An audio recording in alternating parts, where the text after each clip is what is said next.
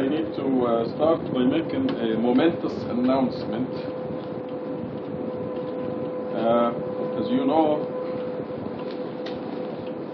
the true Quran, the pure Quran, never existed in the past. The Prophet Muhammad received the Quran and wrote it with his own hand. And the last surah revealed, surah number 110, was revealed in his Hajj pilgrimage only a few months before he died. This was the last surah revealed. The last surah revealed in Medina was surah number 9. So the Prophet had the Quran written in his own hand in the chronological sequence, with instructions on the side saying where every piece goes. That's all the Prophet had. It was not the Quran that God intended for the world. 19 years later, during the era of Osman, Islam had gone to Syria and Iraq and Egypt, and Osman wanted to make copies to send to those new Muslims, new countries. So he appointed a committee to carry out the Prophet's, God's instructions. Take that original copy. By that time it was with the Prophet's wife Hafsa, Omar's daughter. Osman sent for it and he gave it to the committee to carry out the instructions. This goes here, this piece goes here, and put the Quran in the order that God intends for the world. And I think you know the rest of the story, where when they finished and they came to the last surah revealed in Medina, surah 9, someone suggested to add a couple of verses to honor the Prophet. So they committed that big crime that caused the war between Ali and Osman, and then the war against Ali and his family, the Prophet's family, that ended with the eradication of the Prophet's family in Karbala. And the winners were the Umayyads, who put the two verses in the Quran. So the version that came to us about the war and the history of the Quran is the version of those so-called winners. They thought they won the war. So the announcement I want to make is that this is the last time we use this. As of next week, we'll use the new translation. This is the announcement. So it will not be in the book form yet, but you will be handed the new translation to study. This is the last time we use this, so it's a historical day. But the new translation is going to come out. It's going to be hardcover. It's going to be luxurious with you see the page there. This is a very hazy cover. It's not a good one, but it's going to be sharp and it'll be in gold stamp. The cover itself, the hardcover outside, will be dark blue, and it will be for the first time in history the pure Quran in Arabic and in English. So, as you know, some of you read the small booklet about the two verses, and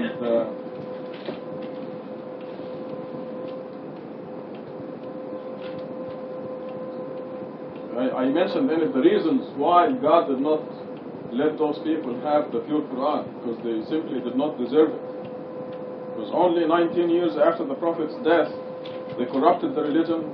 They started to worship Muhammad against his will, in the same way the Christians do with Jesus. They're all humans. The Christians are humans and the Muslims are humans, and both of them fell for the trap of Satan, and they started to idolize the Prophet against his will. They invented an adhan that does not have the name of God alone. The prayer became distorted, did not have the name of God alone. And just to make a long story short, they did not deserve the pure Quran. Now there are people who devote their worship to God alone, and they uphold the Quran alone, and these are the true Muslims. The true Muslims will have the true Quran. And this is really a historical historical event. As you know, the famous statement in the Quran is that the month of Ramadan is when the Quran was revealed. And this is exactly when the Quran is going to be completed and will be purified, and it's going to come out, going to be sent to the press in Ramadan, inshallah. And I know you believe me when I tell you that I didn't plan it this way.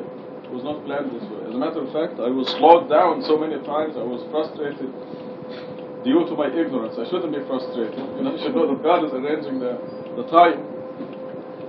And all these delays were designed so that the pure Quran will come out in Ramadan. So I'm glad to share this with you. Now we go to our teacher, Catherine, and we'll start at Surah 62. We're on page 397. Bismillah ar-Rahman ar-Rahim. Glorifying God is everything in the heavens and the earth. He is the King, sacred, the Almighty, the Most Wise. He is the one who raised among the Gentiles a messenger to recite his revelations for them, sanctify them, and teach them the scripture and wisdom. Before this they had gone astray. Others among them refused to join. He is the Almighty, the Wise. This is God's grace. He bestows it upon whomever he wills. God possesses unlimited grace. The example of those who were given the Torah, then failed to study it, is that of a donkey carrying great works of literature. Miserable indeed is the example of those who reject God's revelations. God never guides the wicked people. Say, O you who are Jewish, if you claim that you are God's chosen to the exclusion of all other people, then you should long for death if you are truthful. They never long for it because of what their hands have committed. God is fully aware of the wicked. Say, the death that you flee from will inevitably catch up with you. Then you will be turned over to the knower of all secrets and declarations. He will inform you of everything you did. Glorifying God is everything in the heavens and the earth. He is the King, the sacred, the Almighty, the Most Wise. If we take that thought through all of our day, God will be our God all day long.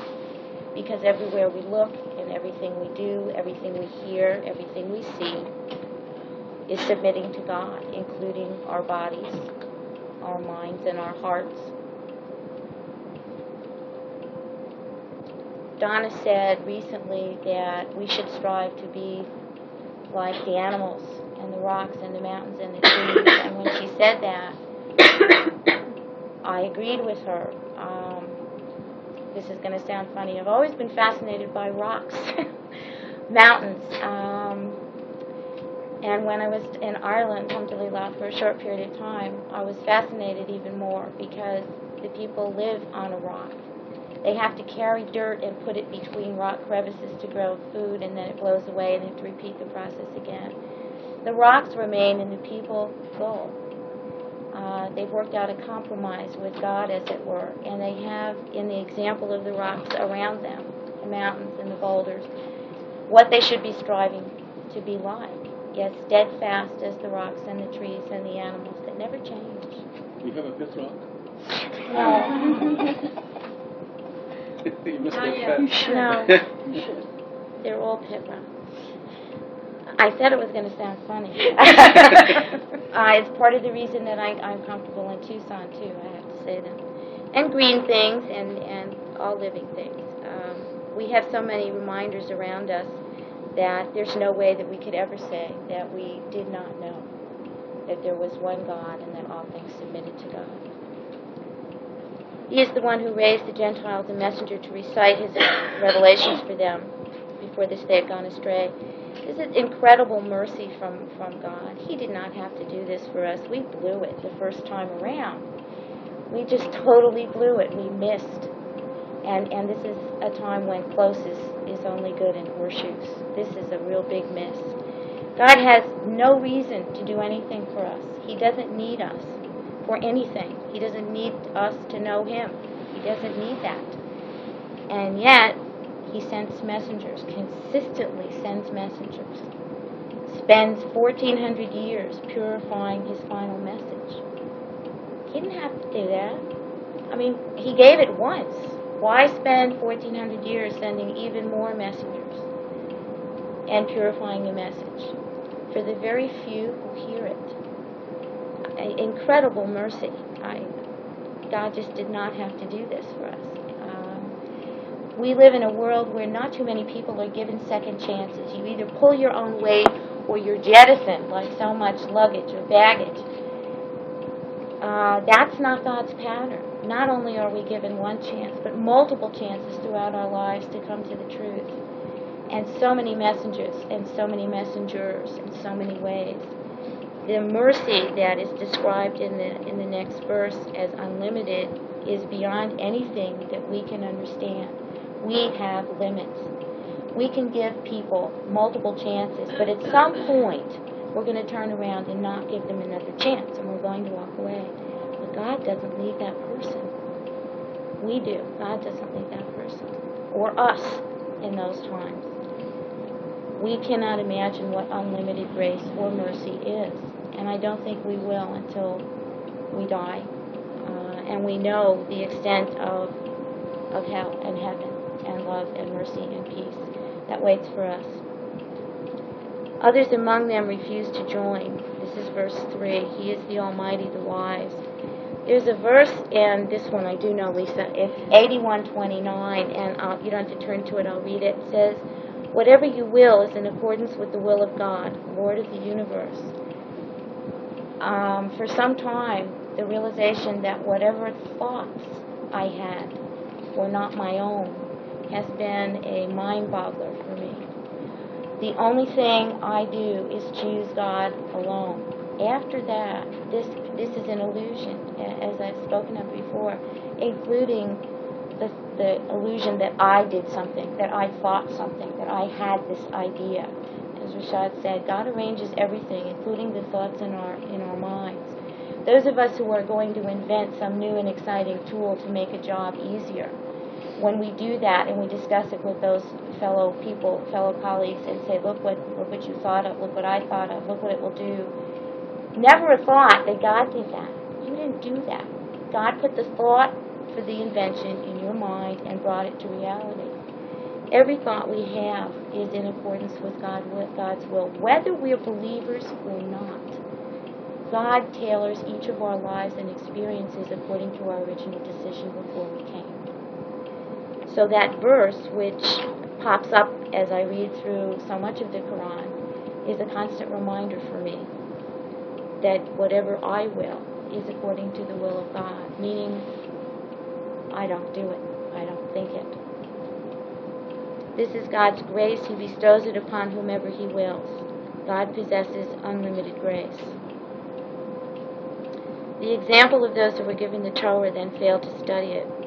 I often wish when I'm talking to people that I could remember funny jokes that I've heard, or these really great lines from the comedies on television.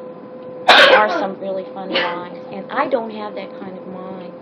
This is one of those lines that I do remember, thank God. A donkey carrying great works of literature. There's another verse in Quran that refers to the ugliest voice being that of the donkey, which I remembered when I was reading this. I just don't know where it is. The Quran is of no use to a disbeliever. It's totally sealed from them, from their understanding. They won't understand it. They can read it. They can read the concrete words, and they're very simple. They're attainable and understandable by everyone. And they don't see or hear what they just read. When you ask them, what does that mean? Instead of ABC, you'll get some foreign language back that has no relationship to what people have read. God prevents Quran and the truth from getting to those people who are not believers. They are like donkeys carrying great works of literature. Or on the next page, where the metaphor of a wooden log is used, incapable of understanding. On the other hand, a donkey submits to God totally, absolutely, totally, and doesn't have need of a great work of literature. The donkey's already there.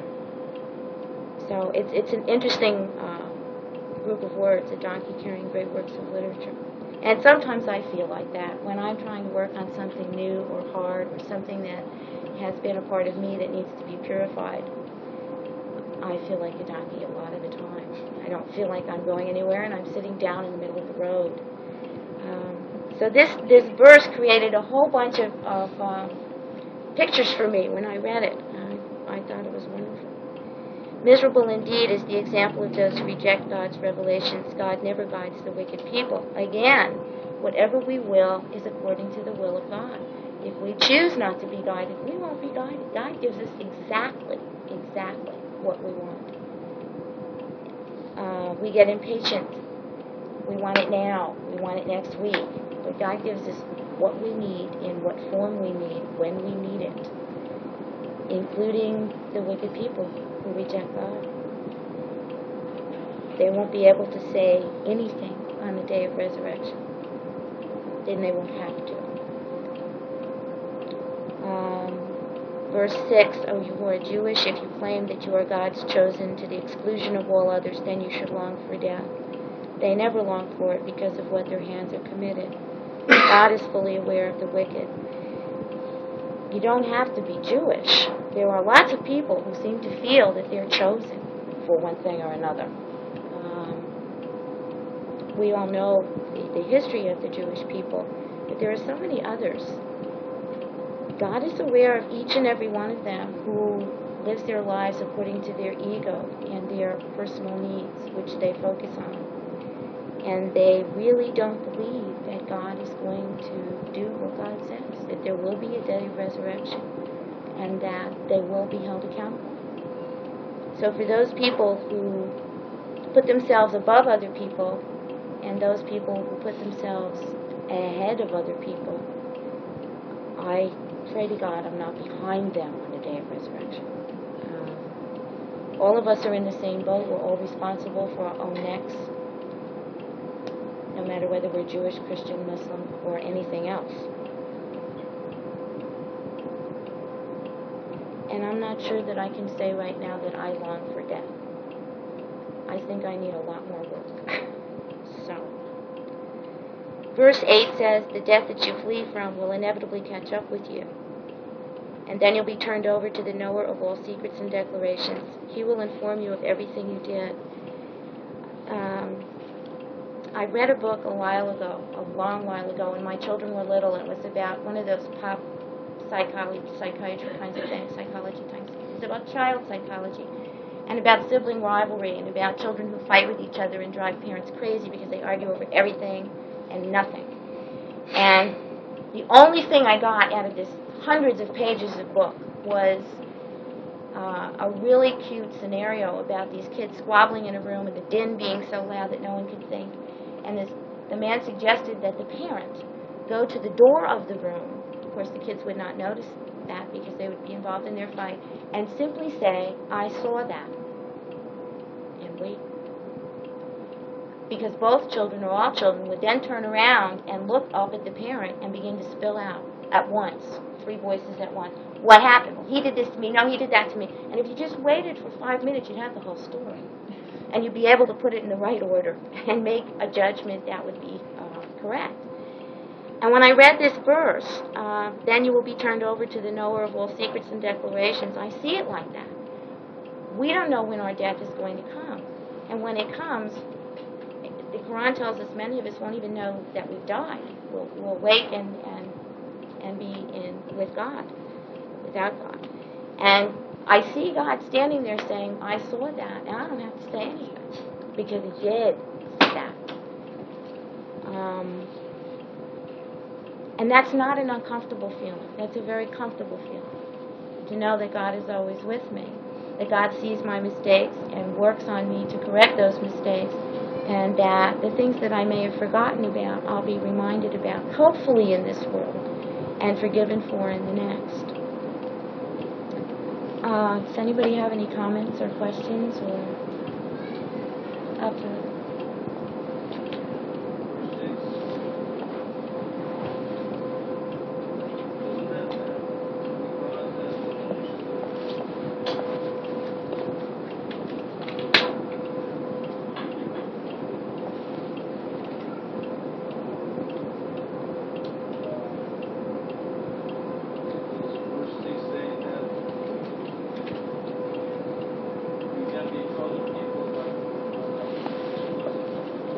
tribe, not exclusive. See, they carried it a bit too far. God did choose them and gave them the scripture, saved them from Egypt, split the sea for them. So in that sense they were chosen, they were God's chosen. But they made it exclusive. Also, they exaggerated it way beyond reason. First they were God's chosen, then they became almost equal to God, you know, they had hands around his shoulder and walk around like friends. Then God became like a child, subhanAllah, God be glorified. In Rabbi Kushner's book, where he talks as if God is a child. He says, it's okay, we forgive you. Literally, I'm not exaggerating. He said, are you ready to forgive God for what he did to you because of his inability? You know, just your hair will stand up if I tell you what he likes. And this is, I mean, the extreme arrogance of the majority of them. So this is what happened to the distortion of the concept of being God's chosen. They distorted it and exaggerated it too much. We have the synagogue, they send the kids here maybe once a year to talk. And one time the sign out there was happiness is submission to God. And I was talking to those Jewish children here, and I was telling them that anyone who submits to God is a submitter, regardless of the name Jewish, Christian, Muslim, or what. So one of the teachers objected, we do not submit to anybody. They said, not even to God, not even to God. So this is almost typical of the majority. It just tells us that the majority of Jews, the majority of Christians, the majority of Muslims have been tricked by Satan. So this verse here, 6, is talking about the distortion of God's choosing. So the key word will be to the exclusion of all others. And also to make it like it's guaranteed. It doesn't matter what they do. That's why God says, why to long for death? And like Catherine said, we don't long for death because we know that the longer we worship God, the greater, the bigger, the more developed is our soul. And also, we're not that arrogant. You have to be really arrogant to long for death. But if you feel that you need to develop and grow your soul, that you need to atone for past sins, and you want to make up for the past and things like that, you will not long for death.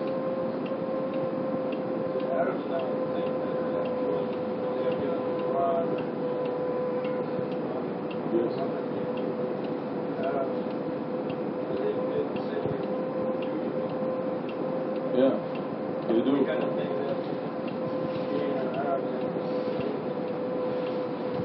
Yeah, actually a lot of them do think that automatically, Muhammad will take the Arabs out of hell, which is a wrong concept. It's the exact opposite.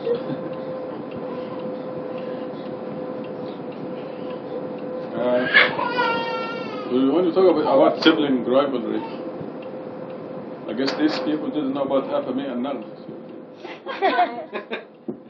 These two go to the bathroom together. You've seen it, right? I mean, they destroy all concept of sibling rivalry. Actually, I have noticed it with the Iranians a lot. People from, I don't know what it is, but maybe not girls in general. Not girls in general.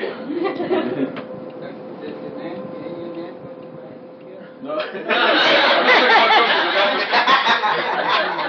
I'm not talking about going to the bathroom together. I'm talking about no rivalry, and they don't fight. They never fight? No. I'm just giving an example of how much we Yeah, love right. Right. And I've seen this many, quite often. It's genuine. It's not only here, right? You don't act. You're like this at home, right? Yeah. See? Each other every day. Any other questions or first? It's wicked at the end of the verse 7. Therefore indicates to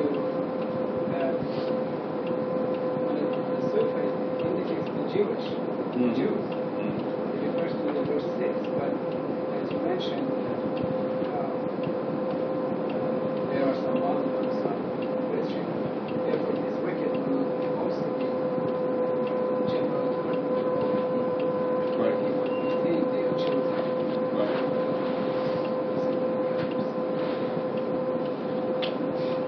See, here we don't say we're the only ones. We raise that verse in Surah 2, verse number 62. It says that anyone who worships God alone is our brother or sister. That's what they call themselves.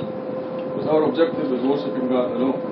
Anyone who does that, we love them and respect them for it. So this is actually a very, very important criteria. If you go any place, Concept of tawhid. right.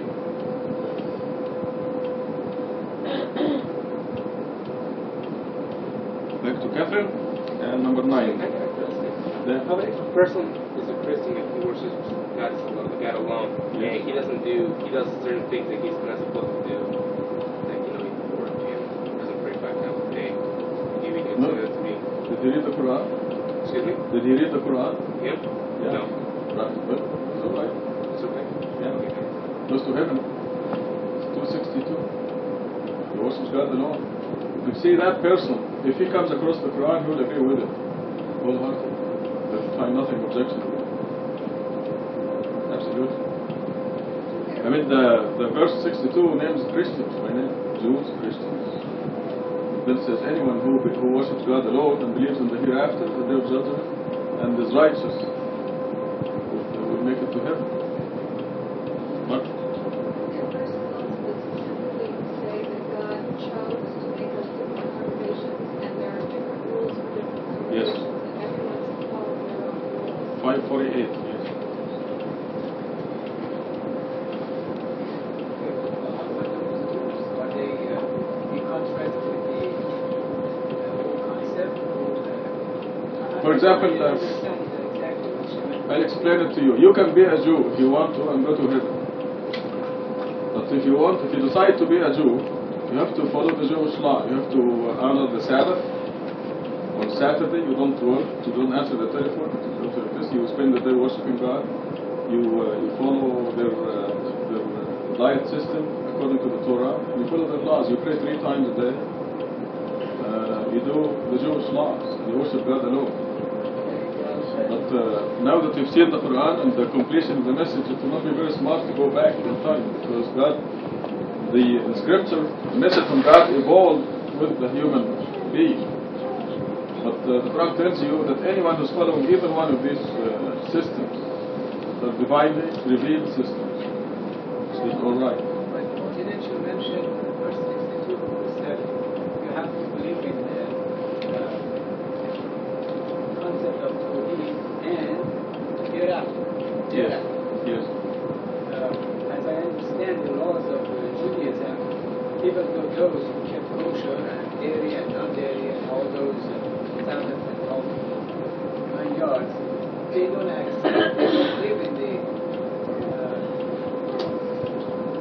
hereafter. No, they're not Jewish then. So Just therefore, believers. we are actually telling, in another word, we are telling them what the No, laws are. not the Torah. God tells them. God is telling them. If they do not believe in the hereafter, they don't follow the Torah, and they're not Jewish. Just like the Muslims who follow Hadith and Sunnah, they don't believe in the hereafter according to the Quranic criteria. They're not Muslims.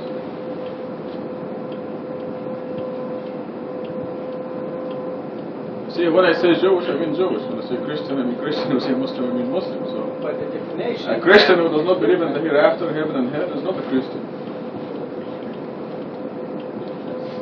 Because he's not following what Jesus said. And the Jew who does not believe in the hereafter is not following the Torah or what Moses said. So you can't, same sense you can't, I guess, Christianity, you can't define it as divine today. You have to define Christianity as somebody who follows what Jesus taught. Exactly. Rather than Christianity as it exists. But by Because definition, Christianity, like you said, okay, I got back to okay, I want to be a Christian, they can drink, they can do what they can work, that's easier. I'm going to be a Christian. Well, you can't go do that because you go to church, and it all operates and functions around, the worship of the Trinity, God, Jesus, and the That's not Father. Christianity. But as it exists That's today, actually Paulism. That's an example. No, see, That's what it by is. definition, a Christian is one who follows Christ. The so-called Christianity today is really Paulism. It's not Christianity. Yeah, I've read that. We know. But when you look at, is there a Jewish Christianity in existence today? Sure. Yeah. The Christians who do not believe in the message of God, the Christians, yes. That are great Christians. In Judaism also, you have a Yes. Yes, there's Jews. Orthodox, All kinds. There are Jews of all kinds. There are Orthodox Jews, Reform Jews, conservative Jews who are true Muslims. See, that's kind of funny because it's all typed. So you can consider everybody in this room a Christian because Jesus preached to follow God alone. So then we can say we're Christian. Sure. So you get, And religion. And that religion is worshipping God alone. This one religion is practiced by Jews, Christians, Muslims, Hindus, Buddhists. But it is one religion. so it is evolving. Well, the message evolved with the people, with the human race. No, there's no conflict at all. If you read the Bible, the Torah, read Deuteronomy, it's beautiful, just like the Quran. Read the Psalms, like the Quran, Isaiah, Proverbs. Read the Bible, you'll find it identical. Really, the written scripture started with the Torah. Okay. Then we have after this the Psalms and Isaiah and Solomon, Proverbs, which is Solomon's book. And they're all identical with the Quran. There is no conflict at all. Where is the conflict? Give me an example of conflict. I think if it is more information in the Quran than what's in Torah and Christian Bible, is going to be conflict. Because we are saying we are stretching the knowledge to and limited that knowledge to Quran. This is one criteria, as I see it. And the other fellow, which is a Christian, is limited all the way to their Bible and ignores the rest. Don't you see the conflict? But where's the conflict? I just told you. Do they all worship God alone? And well, at the beginning I said, if this is more, it supersedes other books, Right. there has to be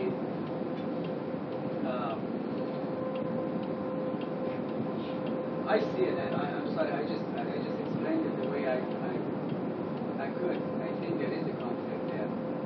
No, okay. Unless you tell me. There's no conflict at all. All of them advocate the worship of God alone, and all of them give you a system to develop your soul. Okay, the basics are the same. Three religion, they all worship God and God alone. Right. And That's it. But that is not enough, I think. That's it.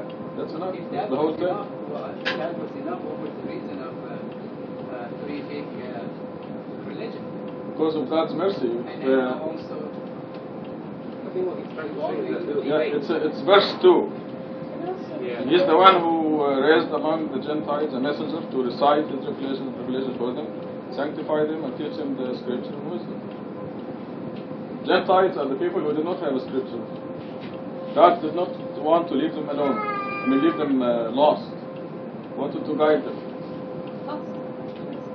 Also that God knew that the other scriptures were touched by human beings and were changed and were altered, and then we got the Quran, which was never, the human being could never touch it, Never distorted. and it's preserved, and it just gave the Arabs a different set of guidelines that it gave Jews and Christians, and that's all that it is. But the one that why it came after everything else is that God knew that this one was never going to be touched. Okay, actually, this is the chicken and the egg. God permitted the distortion of the other scriptures, because this is the one that is going to be in the whole world about 50 years from now. The others will be history. But this is the only scripture that is, this is the untouched, this is God's complete message to be given to the vast majority of the human race. I mean, even 50 years from now, we'll still have 65 billion people coming to use this as their message. This is God's message that's going to supersede and take the place of all the others. Then I guess if God then permitted those scriptures to be such the way they were, it still preserves the correct message, and it's a test for those people to get the right information out of it. And some do, some really see the conflict, so it's a test. Yeah, exactly. But it is all the scriptures are supposed to vanish. This is why we have these overwhelming physical proofs that will simply take over the world, the whole world. Just give the world 50 years from now, maybe less. But do you really think it will vanish, Judaism, Christianity will vanish within 50 years? Isn't that wishful thinking? This is God's law. He said we're going to come. Go look at page 396, right there in front of you, verse 9. He's the one who sent his messenger with the guidance and the religion of truth to make it prevail over all religions. This is God's law. It is not wishful thinking. That indicates to this date also. That I'm saying if you the time, 50 years, I heard. Yes. What I'm saying is, this doesn't mention anything about 50 years, as I see it. And I think it will remain with us as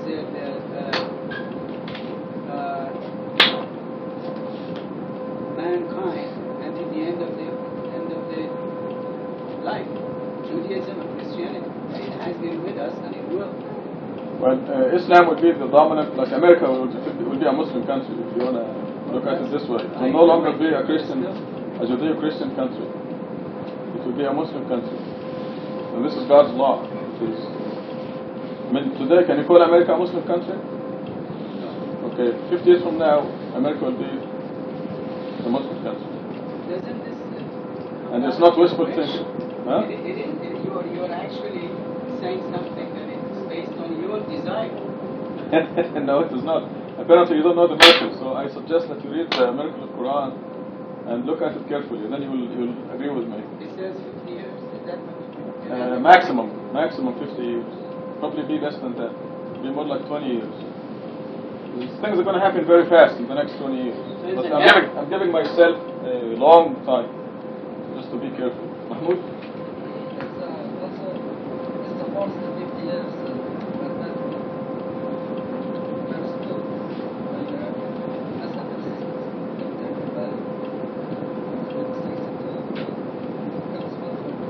Yes. It's 19 times 19 times 32. Hamid?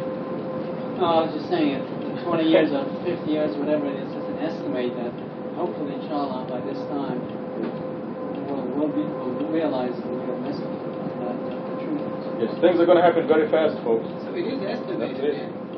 It is not Like I said, 50 years is maximum, but it's most probably 20 years. In your lifetime.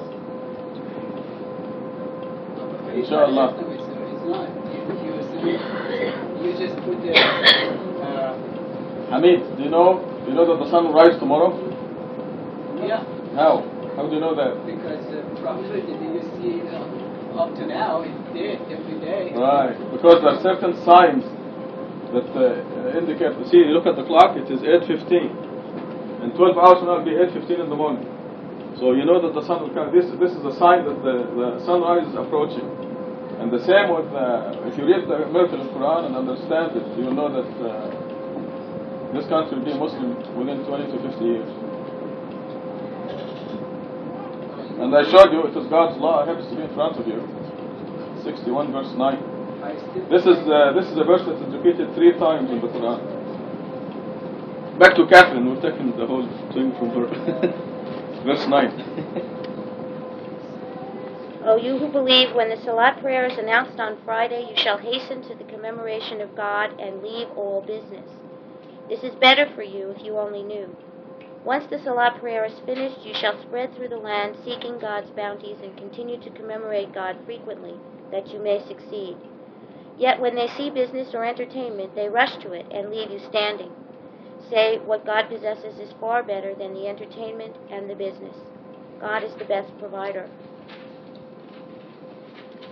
I think most of you know that I am employed in a crisis center, and mashallah, I haven't missed a Friday, Jummah, since going to work there. Actually, that coincided with a commitment on my part not to miss. And you can't organize crises. As you all know, they just kind of fall out of the sky, and every Friday, thank God, I've been able to walk out of there. And no one calls me back, and the building is still standing when I get back there, and no one says anything. It's very important that we understand how important it is that we come and join together on Fridays. There is nothing that should keep us from that. What I wrote in the margin, and I don't know when it was I wrote it, but I wrote in the margin of those 3 verses, illusion and unreal, and we need to leave it as easily as we turn off the television, because this is what's real. Coming together at Jummah and to study Quran and be with believers is real. The rest of the world we live in is the illusion that God created to sustain us and guide us and teach us and extend His mercy to us. But it's set up entirely for us. It's like some giant playground. Some people get injured on the playground, and some people have a wonderful time. But it is an illusion. And this is the real thing. There's nothing that should keep us from this. Absolutely nothing. Does anyone have any comments on the last 3 verses?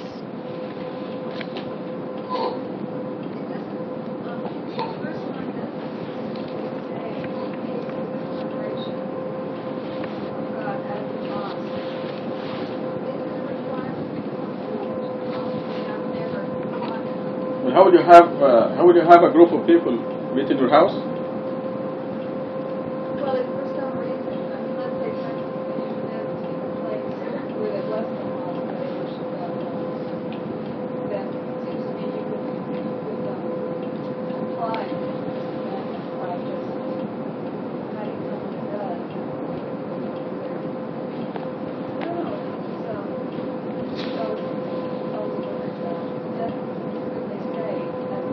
What does it say?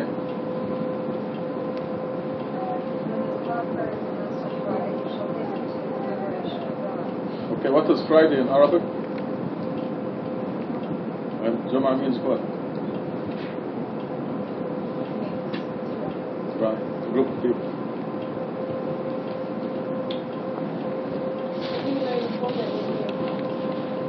Yeah. Even 2 people have a hospital. Yeah.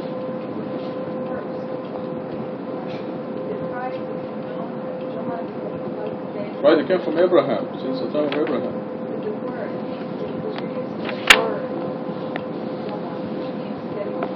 Yeah. Yeah. That's what it means.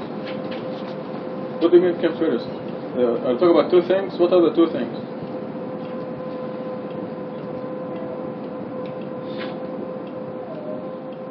Is there a first and second in your mind? Just want to understand your question. You said which came first. Okay, what do you have in mind when you say which came first? Which and which? What and what? The word for Friday, which means coming together, is that comes after, that comes as a result of the fact that they people came together.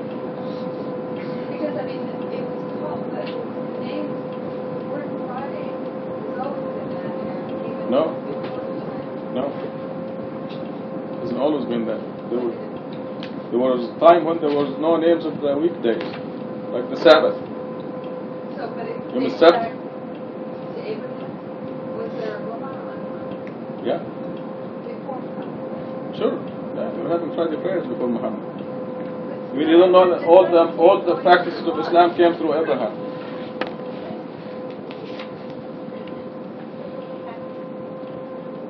Yeah. all the practice came from Abraham. Look at 16:123 will tell you. That, But it wasn't a different prayer at the time of Abraham. no, It's five times a day. exactly the same. Yeah. It's exactly the same. Yep. And you think prayer caused, I think the question was this way. If you want to learn science, you go to university to learn it, or you want to learn it, and then university is just a tool. I think the prayer is important, and for that purpose you go to mosque, or you have to go to mosque in order to pray. Okay. That was the question. Which comes first? You can't pray. No, that's not. Does it matter? That was not the question. That was the one. In Arabic, isn't it that it was your call for Jumma prayer? Because in Arabic, I thought this version translation says, but your call for prayer. Because you have That's wrong. No, that's wrong. There's no when you're called. That's not in Arabic.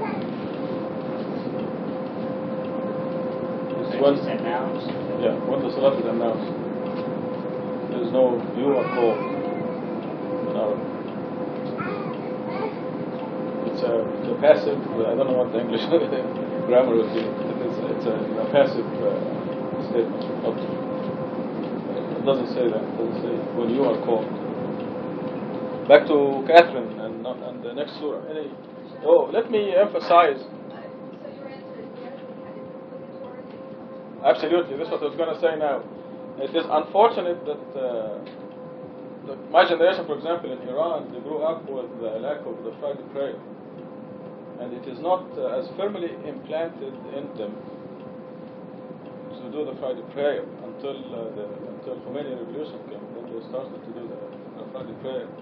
And I found it disastrous from my observations. There are many fortunate people like the Sabahis and the Mu'inis. They came to the Friday prayer readily. God is guiding them, and they did it easily. But it was not easy for many people to do the Friday prayer, and I found it disastrous for them. Just the Friday prayer, because they didn't do it, they caused their dropout. I mean, I know that. I'm just trying to emphasize the extreme importance of the Friday prayer. I mean, God is saying here, and drop all business. It is very important, and it says this is better for you. If you are waiting for somebody to sign a deal with you that will give you $10 million, and that is at the time of the prayer, God is telling you, go to the Friday prayer and leave those $10 million, and it will be better for you. Because God will give you $20 million. It is very important, and it is difficult for, if we grow up, like the last generations in Iran, if we grow up without the obligatory Friday prayer, it becomes more difficult to adapt to the Friday prayer, but at the same time, the reward is also doubled. It actually multiplied many-fold for doing that. Reward. I have been to other countries, but I imagine it's more or less the same. I have, with this verse, I have the personal experience in Turkey, and generally women do not go to Friday prayer. And I asked one imam over there, and I said, why don't the women go to the Friday prayer? And he told me that because of the certain hadith that it was decreed that the women should go. And then when I mentioned this verse, he couldn't say anything. Yeah. It doesn't say, oh, you believing men. It says, oh, you believe. Yeah. So, I mean, the verse is both men and women. So I guess, but they had the famous thing that the women are going to hell or something like that. So I think they do that, maybe they explore you men. Or something like that. So only men are allowed to go to the mosque. There's a hadith that says that women should not go to the Friday prayer, and the next hadith says that women are deficient in religion because they don't go to the Friday prayer. You know? I mean, what a catch-22. In the article that was in the newspaper, they said that it's obligatory for the men to go, but it's optional for the women to go. In the paper, you mean the Islamic Center? No, they said we discouraged them. So we don't want the women to go. Because they follow hadith. But obviously here, verse 9 says, "O you who believe." So it doesn't say men or women. This is an obligatory duty for men and women. It's very, very important. Why is it important? Why is it emphasized? You said the importance of that. Because it's a commandment. This is a commandment from God. It says, "O you who believe, when the Salat prayer is announced on Friday, you shall hasten to commemorate God and leave all business." This is a commandment from God. Well, I can say a few reasons for why is that particular day, that Friday. I think it is end of the week, and therefore you can demonstrate the khutbah. There's no excuse. Well, Sorry. so you can actually go through the problems of the whole week and then Imam has the problems and then try to solve it within the community. That's not the purpose. The purpose is not solving problems. The purpose is to commemorate God But for the well-being. in a group of people. So I That's think the purpose. I have a comment here. Yeah. So I think as a Muslim it's very important to us to ask ourselves any particular action Muslims are doing. They must give us why they are doing it. And That's fine. why they are doing where, particular place, and also why they are doing when.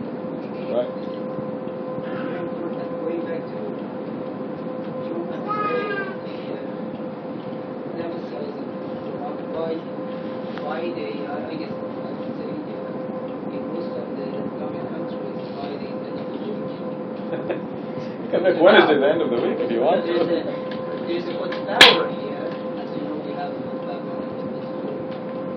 And so in those khutbah, the problems of the Muslim society and the dangers that Muslim societies and countries are being faced from the other non-believer and non-Muslim societies are to be discussed because majority of the people they are coming together and then we all live in a society that pays a great respect to all people, the mass of the people, the number of the people, and these mass of the people are the ones that can move ahead, that can do revolutions, can bring to Islam to any society. So particularly, I would say one of the guests I'm guessing would be to discuss the problems, discuss the take action, discuss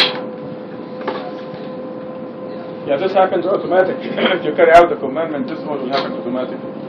That's exactly the purpose of the Friday prayer. We all get together and we know each not other. only get to the pray to God, because you can pray to God at our home, one person at a time. But when they're in a place, there's 100,000 people in the university. So you agree with the Friday prayer that it is important, right? Yes, it is. That's good. But We there agree. there must be accepted, Yes. why Friday. Yes. And you can only go on Friday and pray and don't talk about other problems. But If you take the concept away, work is anti-Islam, it's nothing. You shouldn't go. If the Imam is just talking nonsense, BS in the future, you better stay home.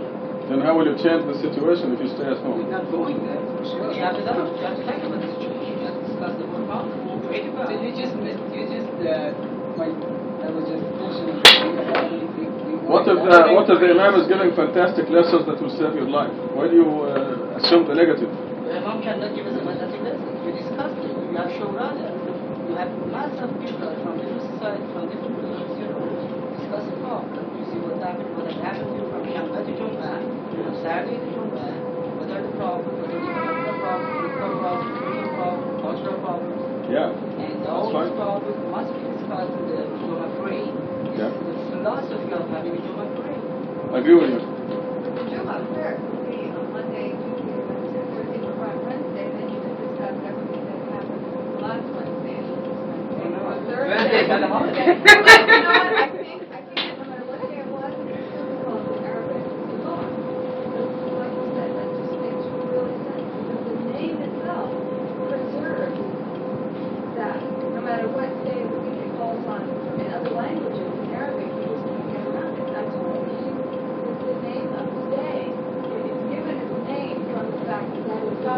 I don't think anybody's objecting to do the Friday prayer on Friday. No, but, I mean, the idea is that Friday is because that allows you to discuss everything between Saturday and Friday. Well, people are free to say what they want. But Friday you're emotionally ready, you don't have any classes, you don't have any work to do, you are all off, business like a Saturday work here. Why on Saturday they were ready to do the party? But in a Muslim country, if the day of gathering together were on a Wednesday, everything would just be adjusted. All the companies would be closed. Oh, Martha, please, let's not discuss nonsense here. I mean, not yours or his, just, we can go on discussing the vain talk. Let's go back to Catherine and Surah 63. We can make an assumption and go on discussing it, you know. What if the sky is green? You know, let's discuss that. 63. The hypocrites, in the name of God, most gracious, most merciful. The hypocrites come to you and say, we bear witness that you are the messenger of God.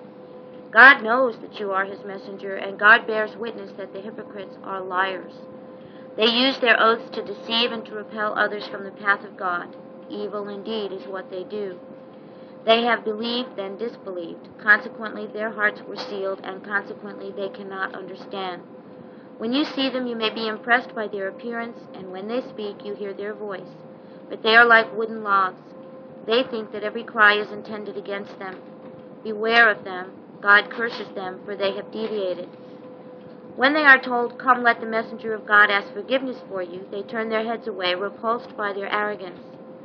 Whether you ask forgiveness for them or do not ask forgiveness for them, God will not forgive them. God does not guide the wicked people. They are the ones who say, don't give any charity to those who follow the messenger of God, that they may abandon him. To God belongs the treasures of the heavens and the earth, but the hypocrites don't understand. They say, if we return to the city, the powerful will displace the weak therefrom. All dignity and power belong to God and to his messenger and the believers, but the hypocrites don't know. Verse 1, the footnote says, even though the hypocrites are uttering a truth, God calls them liars. Teaches us that we must reject all fabrications attributed to the prophet under the name of hadith, even if such hadith narrates a truth. The fabrication of a good hadith is the bait that Satan uses to cover a deadly hook. There are many people who are very talented with words in their individual languages. And how scriptures and hadiths and the oral traditions in the Jewish faith and so on came to be was those human beings who were very talented with words took the truths and elaborated upon them to the point where they became man-made laws, regulations, suggestions, traditions, to the point where those became the truths that people followed as opposed to the real message, which was at the core originally. There is some truth, some veracity to what we hear in all things. The test is to figure out where it is and what it is. If you know what the truth is from the beginning, you can recognize the distortions. Sometimes they're so well done that it's hard to argue with people because you're not as well, you're not as articulate as they are, for instance. Some people are very articulate and very well versed with the word and very good abstract thinkers, if I can use that phrase. And I'm not. I just know what the truth is, thank God. And when it starts to get so complicated that it's hard to find it in what I'm hearing, I have to stop that and I have to say, no, there is a bottom line here. God says, even if there's truth in what we hear mixed in with the distortion, we're to discard all of it because it is a game, and it's Satan's game. It isn't a person's game that's talking to you. It's Satan's game. Satan's out to bring us on those things that we're perhaps not as sure about, not as able to argue about, to get us to go to him and forget God alone. And this is really difficult because this is in the media, this is in the newspapers, it's everywhere. It's everywhere. It's in comedy. It's on street signs. I mean, the distortions are everywhere, and the truth is always buried in there somewhere. It's almost like playing chess, you know. When it's your turn to move, you have to walk very carefully to the next square because there's so much of that stuff all around us. And it's stuff. Don't laugh. You left me something else. Chess. And spaghetti, no doubt. Okay. They use their oaths to deceive and to repel others from the path of God. Evil indeed is what they do. They've believed then disbelieved. Consequently, their hearts were sealed and they cannot understand. Once a person has believed and then disbelieved, they're done. God will continue to support that person throughout their life here and give them even the things that they want, but they'll never get to the truth. Once they had it and gave it up, they won't be able to come back. And God is very definite in this verse about that. And then goes on to describe them as if they were wooden logs. And we may be impressed, as I said earlier, by their appearance, by the... Verse 8 says that all dignity and power belong to God, to His messenger, and the believers. But the hypocrites don't know. We are provided for. Everything we need is provided for. So when people who don't understand that plot and scheme to prevent us from getting the things that we're supposed to get, it's totally useless. We get what we're supposed to get from God, not from anyone else. So those schemes and plans to disrupt or disband or fight with don't go anywhere. They're diffused before they ever get off the ground. What they do is keep those people occupied and out of our business while we go about it. Because they're busy doing things that are fruitless. And that's a form of protection for us as well, because we know that we can't be hurt by them. Does anyone have any comments, additions, subtractions on that section? Abdullah.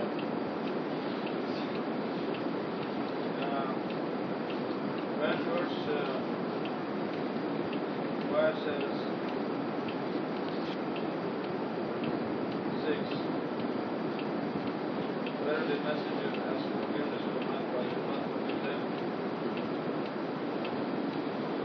If that's the case, when people ask, why people ask forgiveness for Islam, like the messenger of God, does God mean that ask something that it doesn't matter because he has forgiveness? No, what this means is that God will accept the prayer for forgiveness for the believers, but not for the hypocrites. This is what it's telling us. They are too arrogant anyway, and they don't have the belief in their hearts, so they think it's all nonsense anyway. Pardon? So it doesn't have anything to do with Shafa'ah? No, it actually proves there is no Shafa'ah. Because it's only the believers who will be helped, and the believers are going to heaven anyway. The disbelievers and the hypocrites cannot be helped, so what's the use of Shafa'ah? So this is what the Quranic position is. The Quranic position is that every one of us, inshallah, when we go to heaven, will say, please God, I want my mother with me. I love her very much. Okay? And this is Shafa'ah. You will say it, I will say it, everybody will say it, inshallah, in heaven. And now this Shafa'ah is useful if the mother is a good person that is already going to heaven. If the mother was not to go to heaven, this Shafa'ah will not do any good, therefore it is really useless. But we will say it anyway, out of emotion. So this is the understanding of Shafa'ah. And this is exactly what these verses are saying. It's saying when the messenger asks prays for forgiveness, it will be accepted for the believers, but not for the hypocrites or the disbelievers. Exactly. Because it's true. It's our human nature to Because it do is it. true. Because it's something that is, because it's a fact. Yeah. You say? Yes. Anybody can repent. I think this is a point that Catherine raised, but if a person goes back from belief to disbelief, they can always repent and come back to it. There are other verses in the Quran, in Surah 4, verse 137, says, if you can believe, disbelieve, believe, disbelieve, and so on. So the Quran is talking about the period when they are disbelievers.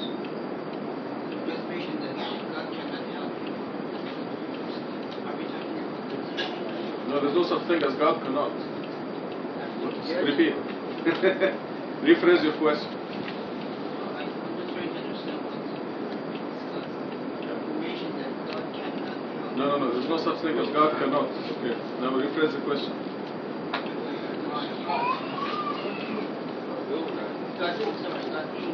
There you go. Yeah, now you can add. Go ahead. That was my concern. Thank you. Yeah.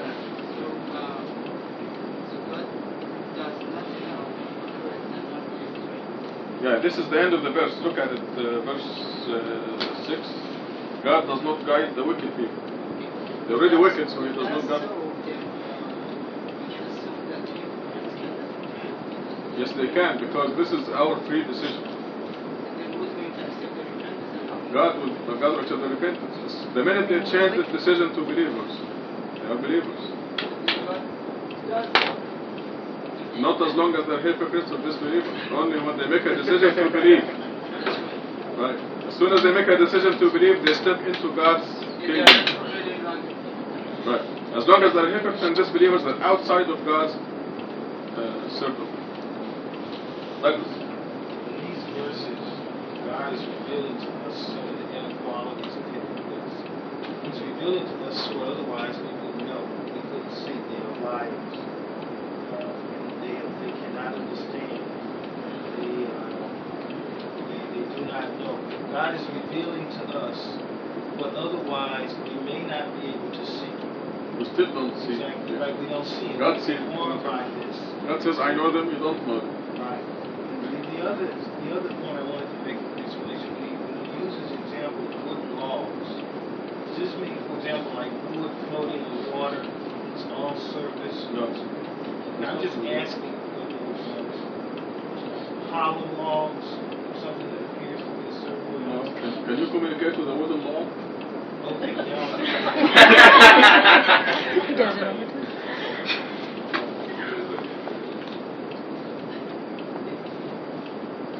In fact, there's an Egyptian proverb and an English proverb. So they're standing there like a log. This is an English. Turkey, yes. And in Arabic too. In English, I mean. In Egyptians.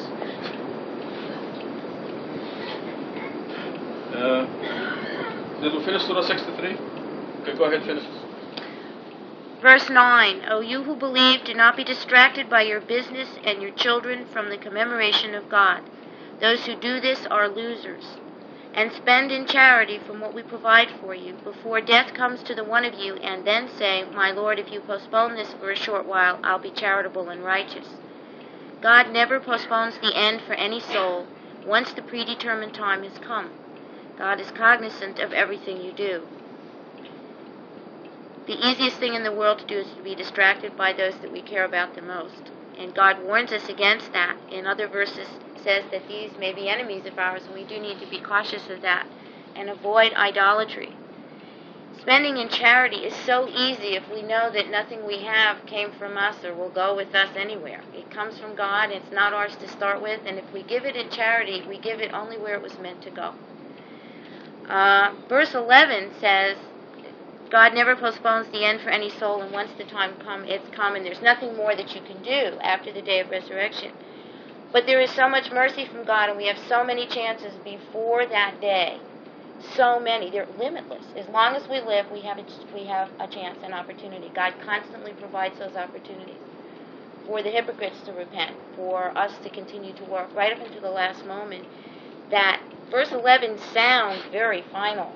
But when we know the mercy of God and what He provides for us on a minute-to-minute, second-to-second basis in this world, it's extraordinary. And it doesn't need to frighten us. We just need to know that there is a limit. And once we've reached it, it's over. We have no more to do. Any other comments and questions?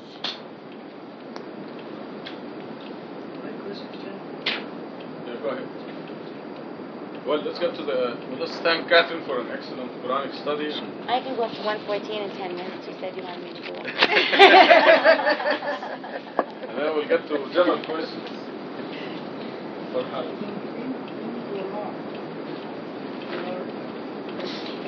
Many different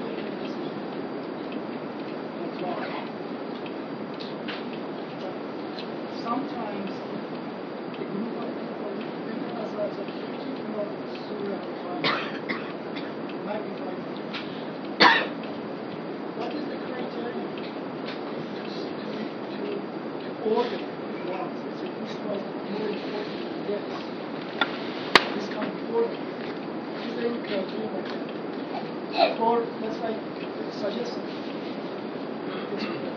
But everything God said, excuse me. the number of times that the subject of the law is being mentioned is that big. That's a good sign, yeah. But all of them are important. All the laws are important.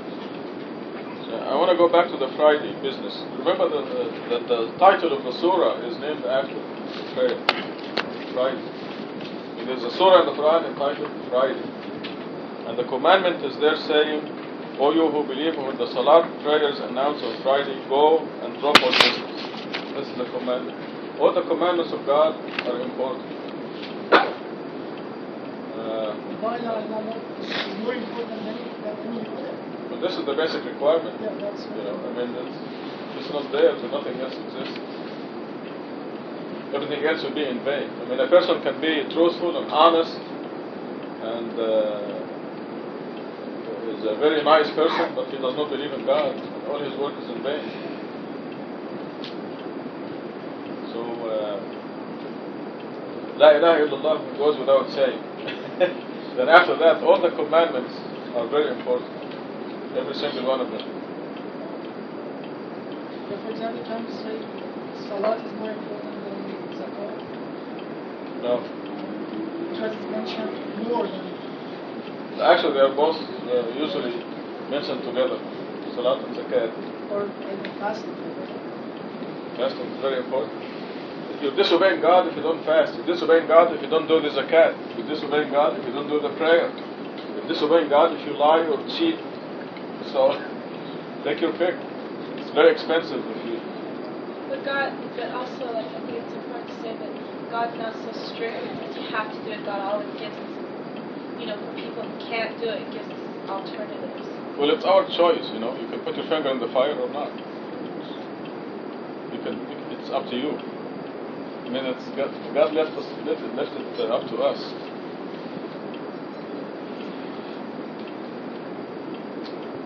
You heard Jahan today. If he didn't want to do the push-ups, he will think that God is doing everything, not him. So it's as simple as that. We're celebrating Layla's birthday today. I don't mean to embarrass you. But her birthday was the 19th of March. That's all. And she didn't even know that her address was the multiple 19. So this is why she came to Tucson.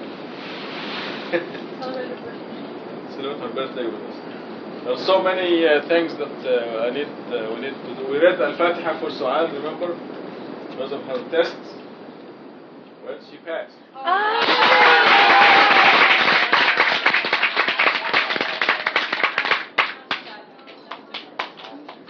But there's another big test coming up.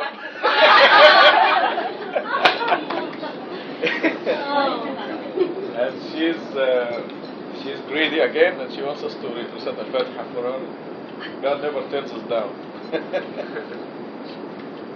And Ahmed needs that we ask Allah subhanahu wa ta'ala to help him with his PhD exam this Monday. Okay, do it for me too. Yes, of course. Next month. Yes, you better ask. Yeah. God is generous. And we have a perfect record so far, alhamdulillah. God never turned us down. Strange things we asked for, and He never turned us down. We even overturned governments. We did that. What else? You're supposed to remind me. Who else asked for Al-Fatiha? Huh? Yes, we said Al-Fatiha for Linda Baroni because she had some infection in the hospital. She's all right. We want to take advantage of Jahan's presence, so he'll be our teacher next week. So he wants to go AWOL.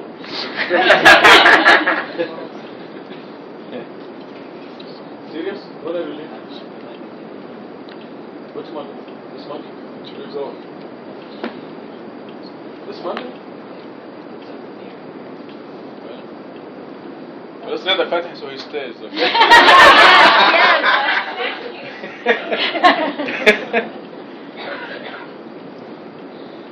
Okay, so let us recite Al-Fatiha and ask Allah subhanahu wa ta'ala to give Layla a happy year coming up.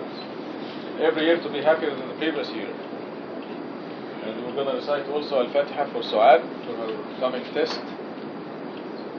And for Ahmed Rayan. And Al-Fatiha to keep John here in Tucson for a while, at least a few weeks, at least. And as you recite Al-Fatiha, turn to God and ask Him for your own personal wishes, anything you want. Al-Fatiha. Bismillah ar-Rahman ar-Rahim. Alhamdulillah Rabbil Alameen. Ar-Rahman ar-Rahim. Malik Yawm al-Din. Iyaka na'budu wa iyaka nasta'in. Ihdina as-sirata al-mustaqim. Sirata alladhina an'amta alayhim. Ghayri al-maghdubi alayhim wa lad-dallin. Congratulations, you special people. Yes, of course. Was I supposed to? وكأسا دهاقا لا يسمعون فيها لغوا ولا كذابا جزاء من ربك عطاء حسابا رب السماوات والأرض وما بينهما الرحمن لا يملكون منه خطابا يوم يقوم الروح والملائكة صفا لا يتكلمون إلا من أذن له الرحمن وقال صوابا ذلك اليوم الحق فمن شاء اتخذ إلى ربه مآبا إنا أنذرناكم عذابا قريبا يوم ينظر المرء ما